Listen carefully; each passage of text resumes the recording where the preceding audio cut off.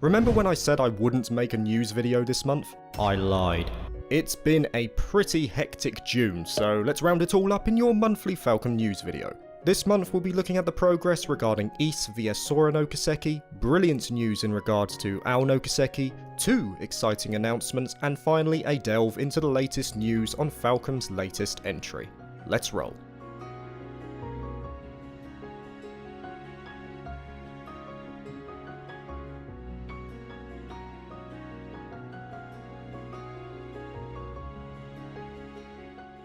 Back in January, we were made aware of a fan translation project to bring Ys vs Sora No Kiseki to the English-speaking masses. As the project progressed, the team joined up with the Geofront back in April, thus birthing the V sector. At the time of this joining, they were at 40% progress in regards to a first editing pass, and roll on to June, the team have now managed to bump that progress all the way to the magic 100%, which is an outstanding effort. However, though the first pass has been completed, V-Sector have not committed to a release date for the patch as of yet, as they want to complete a second editing pass a la Trails from Zero in order to ensure that the patch is released in the best form possible, which will include extensive testing and the like. But they have assured that this second run shouldn't take as long as the likes of Zero simply because it's a much lighter game in terms of script, and as further progress is made, they will provide more information on a potential release. Excellent work from all those involved, it looks like you've been doing a solid job. And talking about alliances of Falcom fans, I felt it would be pertinent to at least mention the joining of the 3 pillars of Falcom's library.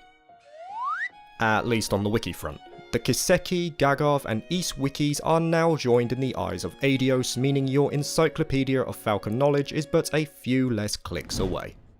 And in light of one part of the Geofront working tirelessly to bring a gem to the wider Falcom family, it's time to delve into an announcement made on June the 10th, an announcement that the C sector of the Geofront will be giving Alno Kiseki the same treatment as they did with Zero. I think it's fair to say that I am not the only person who was stoked when this information first came out. Though I have not been able to play the Geofront patch of Sora No Kiseki, partly because of time and mostly because I can't find a PC version, I have only heard great things, with people lauding it as on par, if not better, than official localizations. Alno Kiseki, even 9 games in, is my personal favourite Trails game, and I think I speak for most of the community when I say we are thrilled at the prospect of having this amazing duology in the format that it always deserved to be in. Of course, we cannot discredit the work of the original translation team, formed back in the day, composed of Garen, KOL, Flame, and of course Kitsune. If our resident Tio stan does find the time to watch this video, I want to tell him that Ren will always win out over Tio.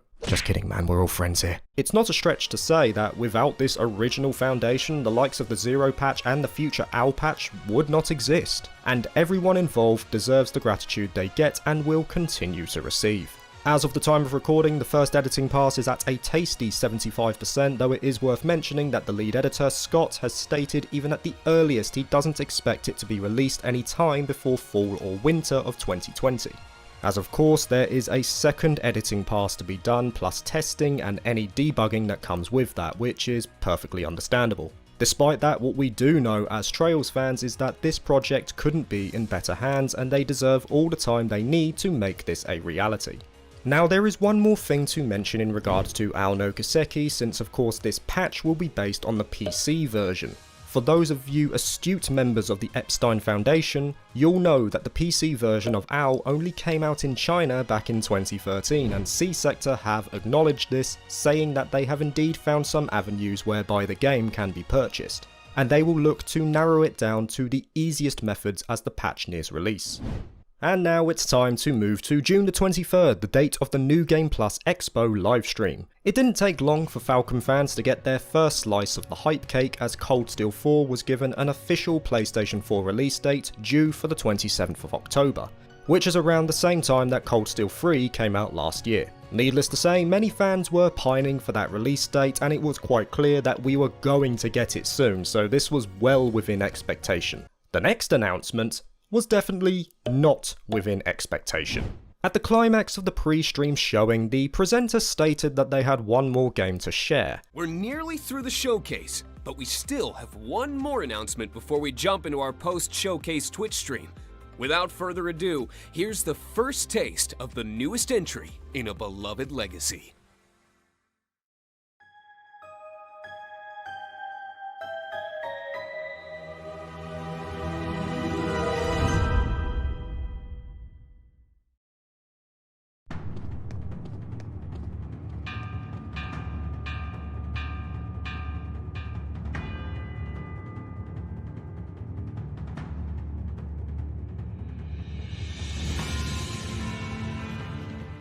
That's right, Ys 9 was also announced for a 2021 release courtesy of NIS America, and no sooner had they announced it were the pre-orders available on the site. The limited edition is now available on both the North America and the European shop, and naturally I have got mine all locked up for 2021. It looks excellent. NIS America really do seem to go all out for these special editions, and this one looks to be no exception. We're getting art books, keychains, the game, of course, a soundtrack, and even a chibi figure of our red-haired hero himself. Not gonna lie, I jumped out of my seat slightly when I saw that announcement, and this means that we are near on up to date with Falcom's releases. I'm not so sure if this means the consistent 2-year gap we have endured for Falcom games will remain, but the fact it has been announced so early is a very good sign that maybe NIS America are going to be taking on a role similar to that of Clouded Leopard, who are the localizer of choice for Falcom in the Asian market. NISA have done a brilliant job in allowing the likes of Ys and Trails to gain traction in the more mainstream Western market, and though I don't mean to discredit the works of Exceed here, I mean we do have to show appreciation to them as well for the work they did on the Sky games. I honestly feel that without NIS America we wouldn't be getting moments like these as frequently as we have.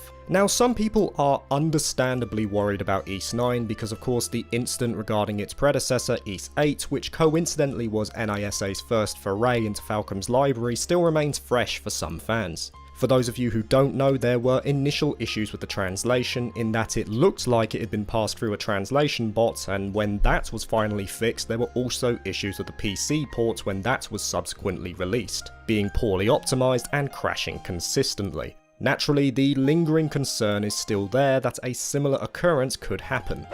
But I feel there are two main reasons why we as fans can be at relative ease. First of all, in regards to the initial translation issue, to make the same mistake again would be a PR disaster. You would like to think that NIS America have learnt from their prior mistakes, and Cold Steel 3, which was a massive undertaking in terms of script, was a good indication of the quality that they are capable of producing.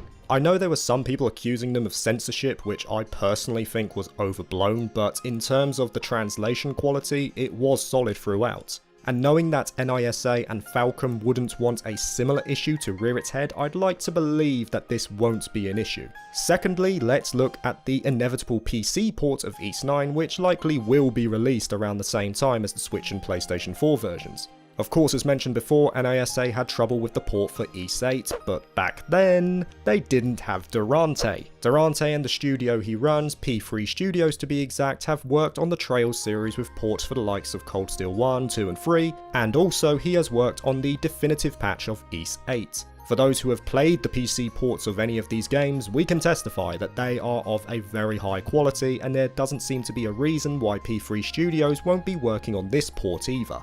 So you can say, it's in good hands. This event was a pure win for Falcom fans, and I can't wait to get my hands on both titles. And finally, we've got a lot to cover for Falcom's latest release in Hajimari no Kiseki. You want to avoid spoilers? Skip to this time.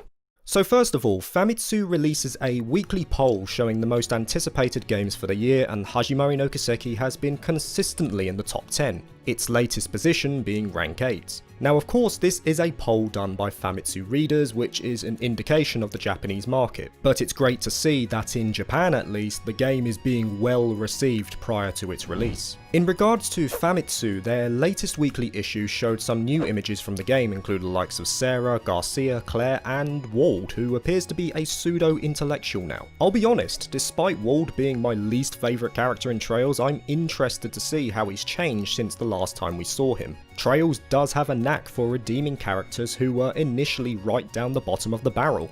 Patrick High Arms, anyone?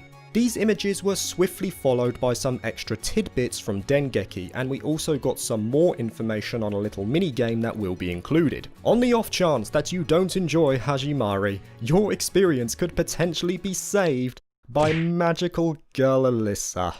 That's right, the spin-off that was originally spawned from Costume DLC is now getting some more love in Hajimari. No kidding, this even got a mention in Tokyo Xanadu and got a series of light novels from Falcom themselves, so this is getting pushed hard. Also, Alyssa is not alone, she enlists her junior magical girls in Muse, Yuna and Altina to assist her in her missions. Apparently it's some sort of 3D shooter, so it's intriguing if nothing else. Now in terms of merchandise, we've been getting some more promotional releases, and Falcom had to get in on the action with their own exclusives, with phone screens and the like on the Falcom shop. It also would be the perfect time to buy some merch from the shop directly, as up until the 29th of June, if you order over 1,000 yen's worth, you get a special Morg's Bakery promotional bag. Though chances are this will be finished by the time this video releases. On top of that, the Platinum Meister edition finally got some images in regards to the calendar that will be included with it. Titled Zamurian Heroes, we got a few images of the pages that will be used, including some images of the full ensemble of 8 Leaves practitioners, including what looks to be Yunka Fai right at the back.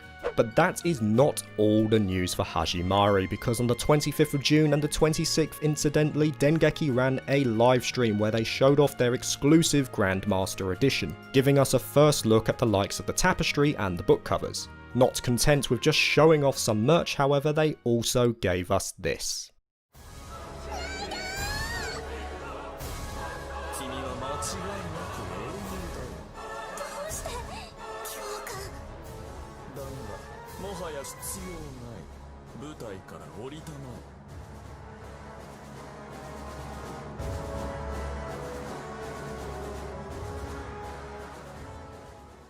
That's right, we got a new promotional trailer for the game, which in my opinion is the best one yet. It looks fantastic, taking on that more cinematic approach as we mentioned in the previous month, and showing off a bit of that multi-route feature.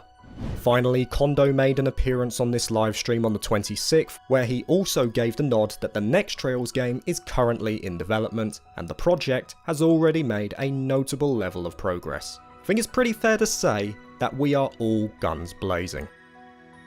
And that is it guys, this month's round of Falcom news is complete. We had a lot to get through, and I appreciate you guys sticking through to the end. If you enjoyed it, please give a thumbs up, it really does help this channel. Take it easy, and see you next month.